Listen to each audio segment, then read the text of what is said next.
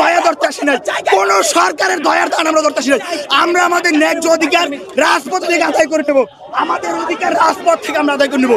কোন সরকার দয়া আমরা ধরবো না।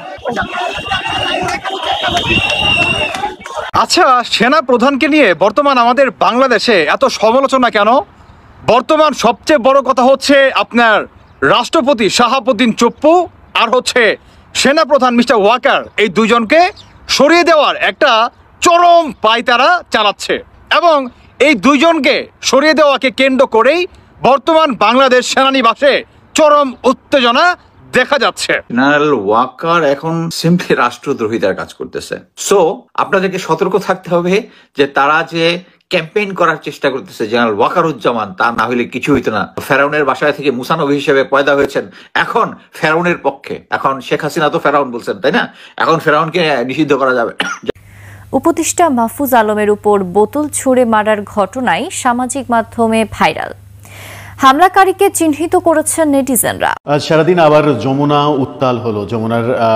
যমুনা অভিমুখে লং মার্চ করলো জগন্নাথ বিশ্ববিদ্যালয়ের ছাত্রছাত্রীরা এবং সেটাকে কেন্দ্র করে ব্যাপক সংঘর্ষের ঘটনা আমরা দেখলাম।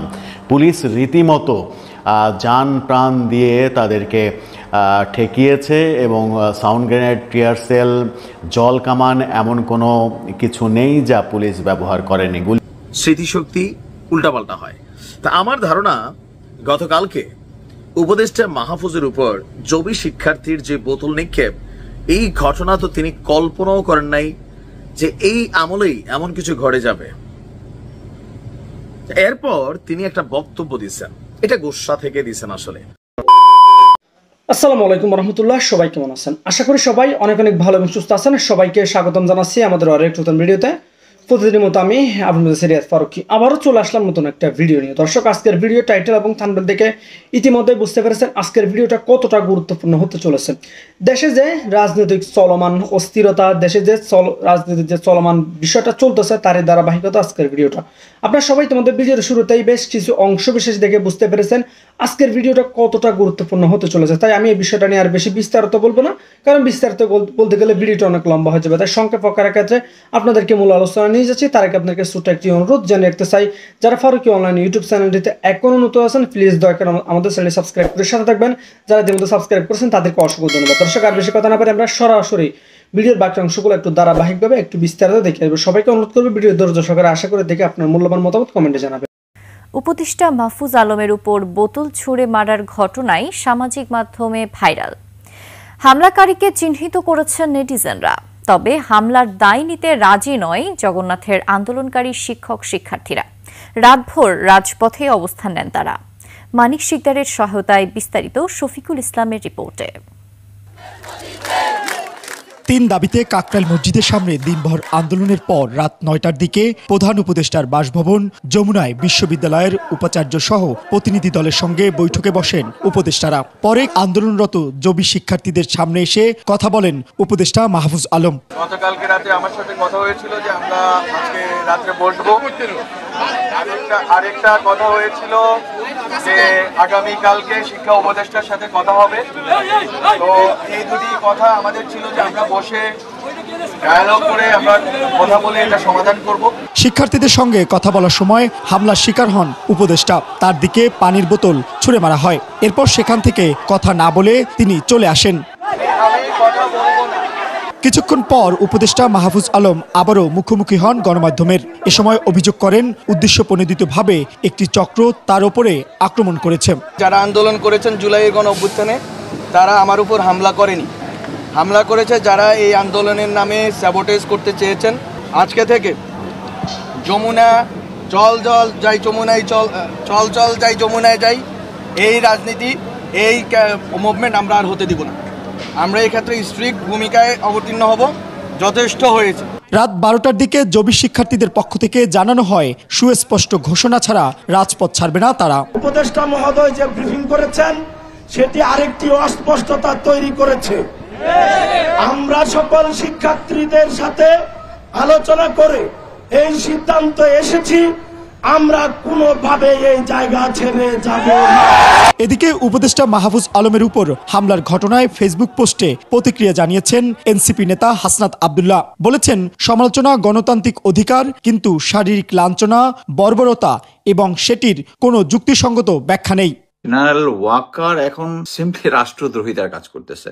সো আপনাদেরকে সতর্ক থাকতে হবে যে তারা যে ক্যাম্পেইন করার চেষ্টা করতেছে জেনারেল ওয়াকারুজ্জামান, তা না হলে কিছু হইতো না। ফেরাউনের বাসায় থেকে মুসা নবী হিসেবে পয়দা হয়েছেন, এখন ফেরাউনের পক্ষে। এখন শেখ হাসিনা তো ফেরাউন বলছেন, তাই না? এখন ফেরাউনকে নিষিদ্ধ করা যাবে না। একটু টেন্স ছিল। আমি বলেছিলাম যে ঢাকা ক্যান্টনমেন্টে যে এনটিএম হয়েছিল এটা রদ করা হয়েছে। জেনারেল ওয়াকার এর প্রেজেন্ট সিচুয়েশন কি আমি জাস্ট কিছুক্ষণ আগেই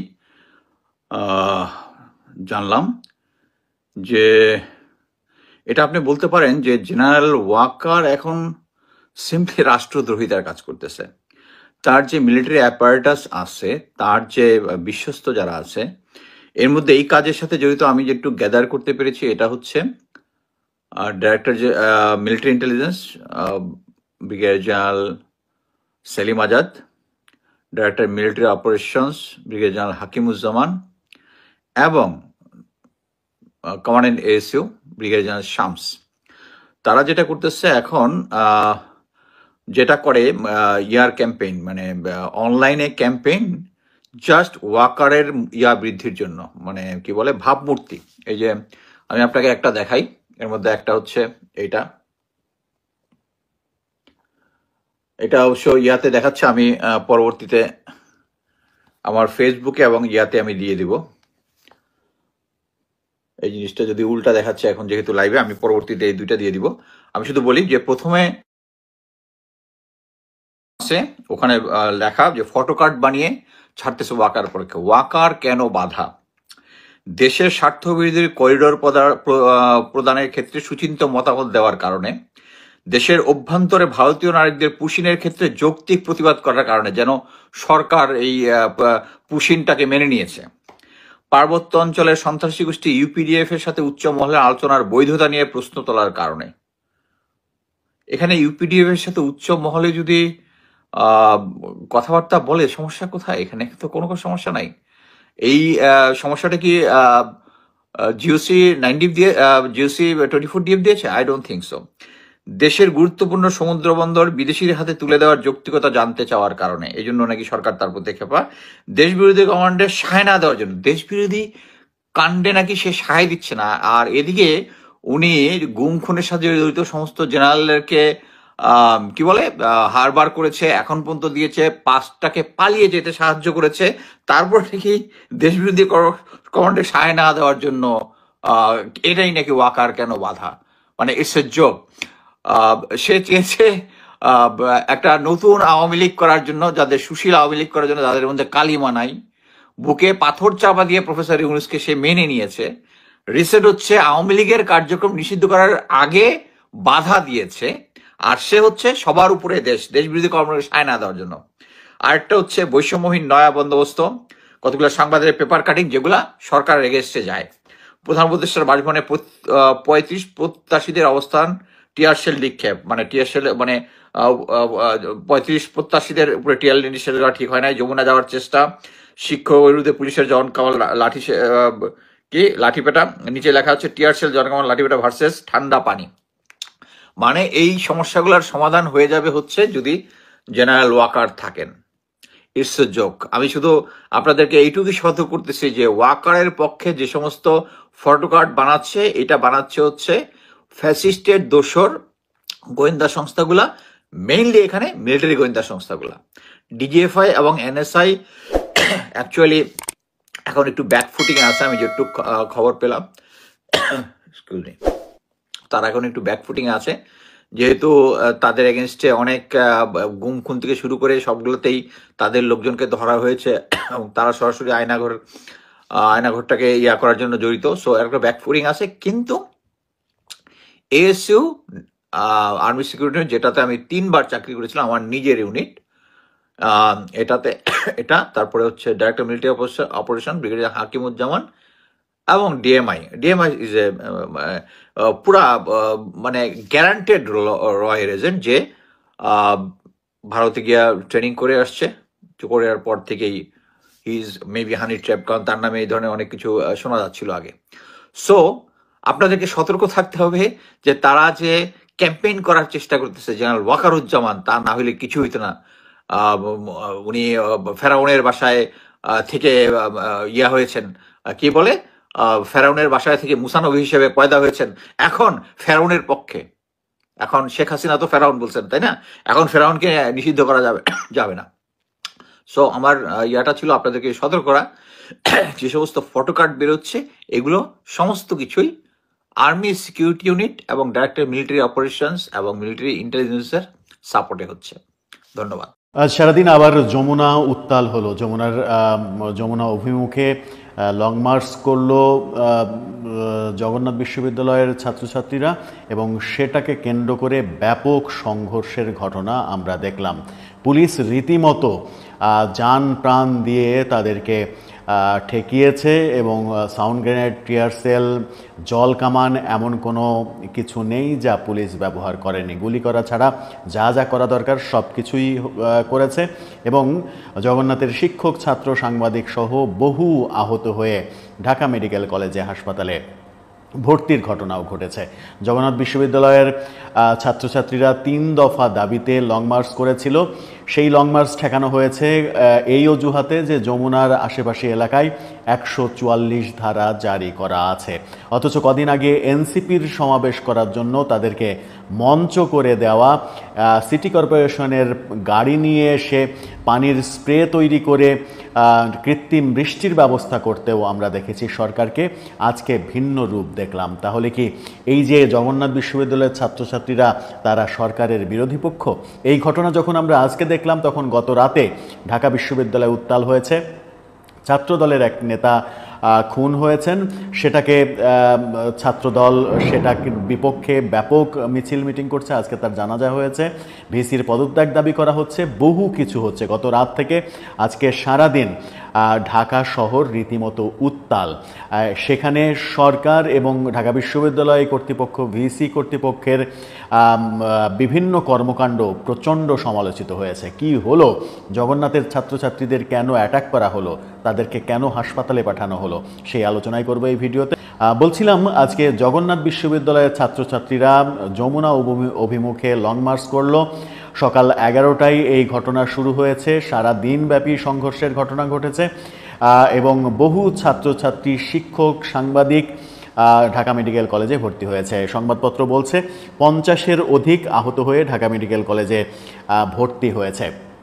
তাদের 3 দফা দাবি হচ্ছে আবাসন ভাতা চালু করা, পূর্ণাঙ্গ বাজেট দেয়া এবং ছাত্রদের যে প্রস্তাবিত 2টা হল, আবাসিক হল, সেই হল দ্রুত সম্পন্ন করা। এই যৌক্তিক দাবির প্রেক্ষিতেই তারা লং মার্চ করেছে যমুনা অভিমুখে। সেই লং মার্চে পুলিশ বাধা দিয়েছে। পুলিশের বাধা রীতিমতো সীমা ছাড়িয়েছে। সমালোচনা এমনও হচ্ছে যে এখন তো শেখ হাসিনার পুলিশ নেই, তাহলে এখন পুলিশ ছাত্রদের প্রতি কেন আক্রমণ চালাচ্ছে? পুলিশ যে আক্রমণ চালালো সেই আক্রমণটাকে অনেকে অমানবিক বলছেন এবং শুধু অমানবিক বলেই বসে থাকছেন না, এটাকে আগের সরকারের সঙ্গে তুলনামূলক চিত্র হিসেবেও দেখছেন। পত্রিকা কি বলছে সেটি জেনে নিন। দৈনিক যুগান্তরের একটা হেডিং দেখলে, স্ক্রিনশটটা আপনারা দেখে নিতে পারেন। দৈনিক যুগান্তরের হেডিংটা দেখলেই বুঝতে পারবেন যে কি ঘটেছিল সেখানে। কিন্তু সেই ঘটনার পরে আমরা দেখেছি একজন শিক্ষককে, এই ছবিটা দেখে নেন, একজন শিক্ষককে সাউন্ড গ্রেনেড, টিয়ার সেলের আঘাতে, জল কামানের আঘাতে বিপর্যস্ত অবস্থায় তার ছাত্রদের সেবা করার দৃশ্য আমরা দেখছি। ভয়াবহ একটা অমানবিক ব্যাপার। শুধু তার এই দৃশ্যই নয়, ছাত্ররা আহত হয়ে মাটিতে পড়ে আছে, তাদেরকে হাসপাতালে নেওয়া হচ্ছে। এরকম বিভিন্ন দৃশ্য, যে ছবিগুলো আপনারা দেখছেন সেই বিভিন্ন দৃশ্য রীতিমতো বিবেককে নাড়িয়ে দিয়েছে। পুলিশ বলছে 144 ধারা জারির কথা, বলছে যমুনার আশেপাশে 144 ধারা জারি করা আছে, সুতরাং এখানে কোনো ধরনের সভা সমাবেশ করা যাবে না। কিন্তু কদিন আগেই আমরা দেখলাম এনসিপি আওয়ামী লীগ নিষিদ্ধের দাবিতে যমুনার সামনে মঞ্চ তৈরি করলো, সেই মঞ্চে তারা সেখানে অবস্থান করলো, সারা রাত সেই রাস্তায় তারা শুয়ে থাকলো এবং তখন 144 ধারার প্রসঙ্গ আসলো না। 144 ধারা যমুনার আশেপাশে শাহবাগ সহ সব জায়গাতেই ছিল, মিছিল সমাবেশ নিষিদ্ধ, কিন্তু শাহবাগে তারা ব্লকেট দিয়েছে, রাস্তা বন্ধ করেছে, সব কর্মসূচি করেছে। তাদের বেলায় সিটি কর্পোরেশন কৃত্রিম বৃষ্টির ব্যবস্থা করেছে, সিটি কর্পোরেশন পানি সাপ্লাই দিয়েছে, সরকার থেকে পৃষ্ঠপোষকতা দেওয়া হয়েছে, কিন্তু জগন্নাথের বেলায় তাদের উপরে টিয়ার সেল ছোড়া হলো, সাউন্ড গ্রেনেড ছোড়া হলো, শতাধিক ছাত্রকে আহত করা হয়েছে এমন কথা বলা হচ্ছে এবং শিক্ষক পর্যন্ত আহত হয়েছেন। এই ঘটনা যে একেবারে পরিষ্কার বৈষম্য সেটা বোঝাই যাচ্ছে। জগন্নাথের ছাত্রছাত্রীরা সামাজিক যোগাযোগ মাধ্যমে লিখছেন রক্তাক্ত জবি। এই যে রক্তাক্ত করা হলো, এই রক্তাক্ত করা কেন হলো? এই ঘটনা যখন আমরা আজকের দিনে দেখছি, বৈষম্যহীন বাংলাদেশে বৈষম্যের পরিষ্কার চিত্র আমরা দেখলাম যে এনসিপির বেলায় সরকার আদর যত্ন করে তাদের যমুনার সামনে সমাবেশ করতে দেবে, আর জগন্নাথ গেলে বলবে যে 144 ধারা জারি আছে, তোমরা এখানে আসতে পারবা না। এটা তো এক দেশে দুই নীতি হয়ে গেল, এটাকে কেউ সমর্থন করছেন না। আবার গতরাতে ঢাকা বিশ্ববিদ্যালয়ে আমরা দেখেছি ঢাকা বিশ্ববিদ্যালয়ের এক ছাত্রদল নেতা সাম্য, তিনি খুন হয়েছেন। সোহরাওয়ার্দীর গেটে তার খুন হওয়ার ঘটনাটা ঘটেছে মধ্যরাতে, সেটা নিয়ে ঢাকা বিশ্ববিদ্যালয় উত্তাল হয়েছে। ঢাকা বিশ্ববিদ্যালয়ের ছাত্রদলের নেতাকর্মীরা ভিসি এবং প্রক্টরের পদত্যাগ চাচ্ছেন। হয় অনেক সময় হয়, বাংলা সিনেমায় দেখছি যে নায়িকার মাথায় হঠাৎ করে গুন্ডাইসা বাড়ি দিয়ে পরনার স্মৃতি নষ্ট হয়ে যায়। নায়িকা আবার ঘাটলাতে গোসল করতে গিয়া ঘাটলার কোনাতে মাথা বাড়ি গাইয়া স্মৃতি নষ্ট হয়। আবার উপর থেকে কোনো কিছু পয়রা নায়কেরও হয়, স্মৃতিশক্তি উল্টাপাল্টা হয়। তা আমার ধারণা গতকালকে উপদেষ্টা মাহফুজের উপর জবি শিক্ষার্থীর যে বোতল নিক্ষেপ, এই ঘটনা তো তিনি কল্পনাও করেন নাই যে এই আমলেই এমন কিছু ঘটে যাবে। এরপর তিনি একটা বক্তব্য দিয়েছেন, এটা গোসা থেকে দিয়েছেন আসলে, তবে গোসা থেকে যে এই বক্তব্যটা দিয়েছেন, এটা দেওয়ার মতন নৈতিক অধিকার আমাদের উপদেষ্টা মাহফুজের আছে কি? মানে আপনারা যে বৈষম্য বিরোধী আন্দোলন থেকে এই এত কিছু হইল, সেইখানে যখন আপনারা বৈষম্য তৈরি করছেন, আপনাদের প্রতি, আপনাদের কর্মকাণ্ডে ডক্টর ইউনূসের প্রতি, এই সরকারের প্রতি মানুষের রাজনৈতিক যেই চিন্তা ভাবনা অথবা ধরেন আস্থার জায়গা, সেটা কি ব্যালেন্স থাকছে? না, থাকছে না। কেন বলছি? আমরা দেখেছি যে সমন্বয়করা যে কোনো দায়িত্ব নিয়ে, একটা রাজনৈতিক দল এনসিপি, তারা যখন কোনো মুভমেন্ট করে পুরো সরকার হিলা ডালে, সিস্টেম ব্রেক হয়। আচ্ছা, আপনাদের খেয়াল থাকার কথা, এর আগেও যমুনাতে চাইলেই যে কোনো কেউ গিয়া আন্দোলন করতে পারবে না, এমনকি সচিবালয় সহ বেশ কিছু জায়গায় একটা প্রজ্ঞাপন জারি করা হয়েছিল। কিন্তু আমরা দেখলাম যে আওয়ামী লীগ নিষিদ্ধের ইস্যুতে সেখানে যমুনার সামনে সকল রুলস ভেঙে আন্দোলনটা করার সুযোগ হলো, যদিও পরবর্তী সময় সরে গেছে। আবার মার্চ টু যমুনার ইস্যু দেখলাম। এরপর এই ইস্যুটার পরপরই আবার দেখলাম তাদের দেখা দেখে সেখানে জবি শিক্ষার্থীরা, জগন্নাথ বিশ্ববিদ্যালয়ের শিক্ষার্থীরা অবস্থান নিয়েছে। আমি যখন নিউজটি করছি, তারা এখনো শুয়ে আছে সেখানে যমুনার সামনে, তবে এখানে মনে হয় না খুব বেশি লাভ হবে। যাই হোক, তো এই যে কথায় কথায় যমুনার দিকে যাওয়ার প্রবণতা, আর সেই যমুনায় যাওয়ার ফলে উপদেষ্টা মাহফুজ নিজ থেকে, তিনি আসলে এখানে কোনো কানেক্টেড পিপল না, তারপরেও তিনি নিজ থেকে নাকি সার্জিসের ফোনের রিকোয়েস্টে, সার্জিসের বক্তব্য, তিনি আসছিলেন বিষয়টা ছাত্রদের সাথে সরকারের ইস্যুটাকে শর্ট আউট করার। বাট এখানে সব বোতলের আঘাত পাইয়া তিনি কিন্তু গুসান্বিত হয়ে সেখান থেকে চলে গেছেন। এরপরে আমরা দেখলাম যে বক্তব্য আসছে, কিছু ঘটলেই যমুনায় যাওয়ার প্রবণতা সহ্য করা হবে না। কেন ভাই? সহ্য কি মানে সার্জিস হাসনাতরা করলে করবেন, অন্যরা করলে করবেন না? কাউকে ঠান্ডা পানি দিবেন, ওয়াটার ক্যানন দিয়ে হাওয়া খাওয়াবেন, আর কাউকে টিয়ার শেল লাঠির বাড়ি খাওয়াবেন? এটা তো হইতে পারে না। আপনারা তো বৈষম্য তৈরি করছেন। আমার কথা নাকি স্টুডেন্টদের কথা, সারা বাংলাদেশ দেখছে এগুলো। আপনাদের অনেকে বোঝার সুযোগ নাই, নাকি বোঝেন না। আবার বলে যে এনসিপি আর সরকার নাকি এক না। আমরা দেখি পুরাটাই এক, আলাদার তো কোনো কারণই দেখি না। এখন মাহফুজের বক্তব্য, এই জবি প্রশাসনের সাথে দ্রুত আলোচনা করে শিক্ষার্থীদের দাবির বিষয়ে দ্রুত ব্যবস্থা নেওয়া হবে, তবে কিছু একটা ঘটলেই যমুনায় যাওয়ার প্রবণতা সহ্য করা হবে না। এক্ষেত্রে সরকার কঠোর হবে। কার উপর? মানে এনসিপি সমন্বয়ক যে কোনো টিম গেলে তাদের উপর নাকি আম জনতা, মানে এখন আপনারা তো আবার একটা লেভেলে চলে গেছেন, সাধারণ শিক্ষার্থী তো আর না, কারণ এরা এমনিতেও কেউ শিক্ষার্থী না, কাজ লাগলে শিক্ষার্থীদেরকে ডাইকা আনে। তো এনসিপি গেলে আপনারা দ্বিচারিতা ভূমিকা কেন পালন করবেন? কারণ এতদিন তো যমুনার সামনে কোনো ঘটনা ঘটে নাই, এনসিপি যে কোনো দাবিতে তারা ঢুকছে, এরপর এটা দেখা দেখি শুরু হয়েছে, শাহবাগ পাবলিক ঢুকছে, আবার দেখা দেখি শুরু হয়েছে। এখন আপনি এক দলের উপরে চড়াও হবেন, আরেক দলকে পুলিশ স্যালুট দিবে, ডিএনসিসি পানি দিবে, ঠান্ডা জান্নাতি হাওয়া দিবে, এগুলো তো ভাই আসলে হইতে পারে না। আপনি তো একটা নিউট্রাল অবস্থানে আছেন, রাইট? আপনি কোনো রাজনৈতিক দলকে রিপ্রেজেন্ট করেন না, আপনার বক্তব্য সবার জন্য সমান হওয়া উচিত, কারণ আপনি ছাত্রদের মধ্য থেকে, মানে আন্দোলনের ভেতর থেকে যে জায়গা, সেখান থেকে হওয়া একজন উপদেষ্টা। আপনি আগে যারা রুলস ভাঙান, যাদের জন্য আপনারা রুলসটা ভাঙতে দিচ্ছেন, তাদেরকে কন্ট্রোল করেন, বাকি এমনি কন্ট্রোল হয়ে যাবে। এটা আমিও মনে করি রাষ্ট্রের গুরুত্বপূর্ণ জায়গা, সচিবালয়, প্রধানমন্ত্রী বাসভবন, প্রেসিডেন্টের বাসভবন, তারপর হচ্ছে আদালত প্রাঙ্গণ, হাসপাতাল এরিয়া, কিছু গুরুত্বপূর্ণ আছে, এগুলাতে কথায় কথায় মানুষ যেন রাস্তায় নামতে না পারে, এটা আসলে একটা আইন করা উচিত। তবে আইন ভাঙাই ছাত্রদের কাজ, এটাও বাস্তব। যাই হোক, ভালো থাকুন, আসসালামু আলাইকুম। আচ্ছা, সেনা প্রধানকে নিয়ে বর্তমান আমাদের বাংলাদেশে এত সমালোচনা কেন? বর্তমান সবচেয়ে বড় কথা হচ্ছে আপনার রাষ্ট্রপতি শাহাবুদ্দিন চুপ্পু আর হচ্ছে সেনা প্রধান মিস্টার ওয়াকার, এই দুজনকে সরিয়ে দেওয়ার একটা চরম পায়তারা চালাচ্ছে, এবং এই দুইজনকে সরিয়ে দেওয়াকে কেন্দ্র করেই বর্তমান বাংলাদেশ সেনানিবাসে চরম উত্তেজনা দেখা যাচ্ছে। দর্শক বন্ধুরা, এই ভিডিওটি অত্যন্ত স্পেশাল, অত্যন্ত গুরুত্বপূর্ণ, কেননা এই দুজন ব্যক্তির সাথে আমাদের বাংলাদেশের স্বাধীনতার সার্বভৌমত্ব, বাঙালিত্বর সার্বভৌমত্ব জড়ায় আছে। চলুন তাহলে শুরু করি। প্রথমত হচ্ছে ভাই, বাংলাদেশ সেনাবাহিনীকে নিয়ে আপনার সাংবাদিক ইলিয়াস থেকে শুরু করে আরও অনেকেই বর্তমান এক এক ধরনের কথাবার্তা বলতে শুরু করছে। মানে কি কথা? সেটি হচ্ছে ভাই, সেনাবাহিনী বর্তমান হাসিনাকে কিভাবে প্রতিষ্ঠিত করতে পারে, আওয়ামী লীগকে কিভাবে প্রতিষ্ঠিত করতে পারে, রাষ্ট্রপতির সাথে বা রাষ্ট্রপতিকে দিয়ে বড় একটি ঘোষণা দেওয়ার পায়তারা চালাচ্ছে এই সেনাপ্রধান মিস্টার ওয়াকার।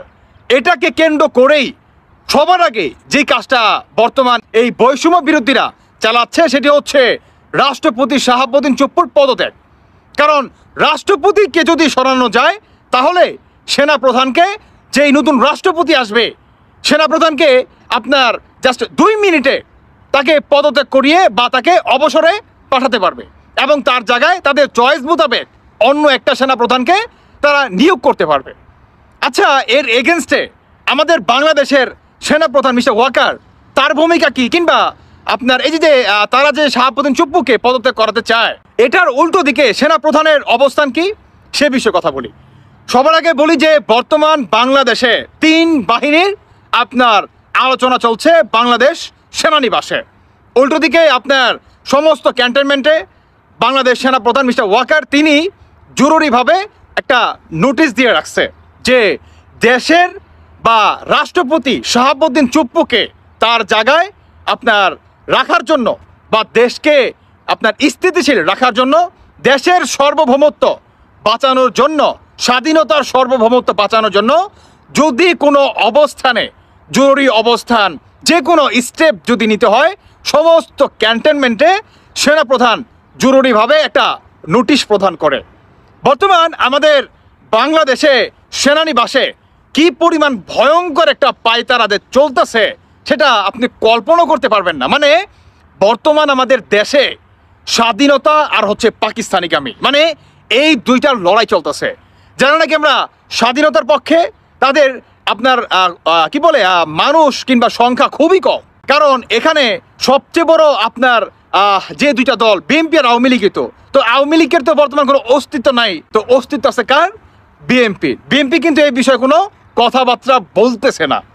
উল্টো দিকে সেনাপ্রধানকেও সরিয়ে দেওয়ার একটা চরম পায়তারা চালাচ্ছে এই অন্তর্বর্তীকালে সরকার ডক্টর ইউনূস। এখন এই সেনাবাহিনীকে নিয়ে বা আপনার রাষ্ট্রপতি চুপ্পুকে নিয়ে যেই পায়তারা বা তাদেরকে সরানোর জন্য যেই ষড়যন্ত্র চালাচ্ছে অন্তর্বর্তীকালে সরকার, এটা কি সাকসেস হবে? শুধু এটাই না, আপনার সেনা প্রধান মিস্টার ওয়াকার তিনি যেই জরুরি নোটিশ দিয়ে রাখছে সমস্ত ক্যান্টনমেন্টে এবং 3 বাহিনীর প্রধানের সাথে দফায় দফায় সেনানিবাসে মিটিং, আপনার ছোট থেকে বড়, বড় থেকে মাঝারো, কিংবা যারা নাকি অফিসার আছে তাদের সবার সাথে সেনাপ্রধান নিজে মনে করেন এই ধরনের বিষয়গুলো নিয়ে কথা বলছে। তার মানে কি, দেশে একটা ভয়ঙ্কর কিছু হতে যাচ্ছে। বর্তমান আমাদের বাংলাদেশ সেনাবাহিনীকে কেন মনে করেন বিতর্ক করতেছে? কারণ একটাই, সেনাপ্রধান এবং রাষ্ট্রপতিকে দেশ থেকে সরাতে হবে। কারণ এই সেনাপ্রধানকে দিয়ে শেখ হাসিনার পতন ঘটাইছে 5 আগস্ট। এখন আপনার সেনাবাহিনীর যতটুকু কাজ ছিল বাংলাদেশে, শাহাবুদ্দিনকে দিয়ে যতটুকু কাজ ছিল 5 আগস্টের পরে সেই কাজগুলা তারা হাসিল করে নিছে। অতএব আপনার কাজ শেষ, তাদেরকে এখন বিদায় করতে চাচ্ছে এই বৈষম্য বিরোধী কিংবা এই অন্তর্বর্তীকালে সরকার। মানে আওয়ামী লীগের সমর্থককারী বা আওয়ামী লীগের কোনো অংশ রাখবে না এই অন্তর্বর্তীকালে সরকারের ভিতরে। স্পষ্ট বক্তব্য ভালো। মানে সেনাপ্রধান যদি ভাই 5 আগস্ট বাংলাদেশের তিনি যদি না বলতো যে আমি আপনাদের দেশের সার্বভৌমত্ব, সমস্ত কিছু জানমাল সব কিছুর দায়ভার আমি নিচ্ছি, আপনারা শান্ত হন, তাহলে কিন্তু এই দেশটা অন্য কিছু ঘটতে পারত। তার এই বক্তব্যকে কেন্দ্র করেই কিন্তু বাংলাদেশের মানুষ কি নিচু হয়েছে বা নিয়ম হয়েছে, তাই না? এখন আপনার সেনাবাহিনীকে দিয়ে বা সেনাপ্রধানে যতটুকু কার্যক্রম ছিল তাকে দিয়ে সেটা হাসিল করে নিছে। এখন তাকে লাত্তি মেরে ভাগানোর একটা পায় তারা চালাচ্ছে। কিন্তু সবচেয়ে মজার বিষয় হচ্ছে ভাই, 3 বাহিনীর প্রধান বর্তমান সেনাপ্রধানের সাথেই আছে। বাংলাদেশ সেনাবাহিনীগুলাও বা অফিসার থেকে যে বাজার আছে সবাই সেনাবাহিনীর সাথে আছে কিংবা রাষ্ট্রপতির সাথেই আছে। এখন দেখার বিষয় যে এই জঙ্গিবাদীরা তারা কি সাকসেস হয় তাদের এই উদ্দেশ্যে, এটি হচ্ছে দেখার বিষয়। কিংবা সেনাপ্রধান তিনিই বা কেন দেশকে বা দেশের সার্বভৌমত্ব বাঁচানোর স্বার্থে তিনি সেনা শাসন জারি করতেছে না, তার নিজ হাতে তিনি ক্ষমতা কেন তিনি এখন পর্যন্ত নিচ্ছে না, এটাও কিন্তু প্রশ্নের বিষয়। দর্শক বন্ধুরা, আপনারা কে কি মনে করতেছেন সেটা আপনারা অবশ্যই জানিয়ে যাবেন। ধন্যবাদ সবাইকে। আল্লাহ হাফেজ। বিষয়টা আপনার মূল্যবান মতামত অবশ্যই দ্রুত কমেন্টে জানিয়ে ফেলুন। এতক্ষণ আমাদের চ্যানেলের সাথে থাকার জন্য সবাইকে অসংখ্য ধন্যবাদ জানিয়ে শেষ করবো আজকের ভিডিওটি। ভালো থাকবেন, সুস্থ থাকবেন। আল্লাহ হাফেজ।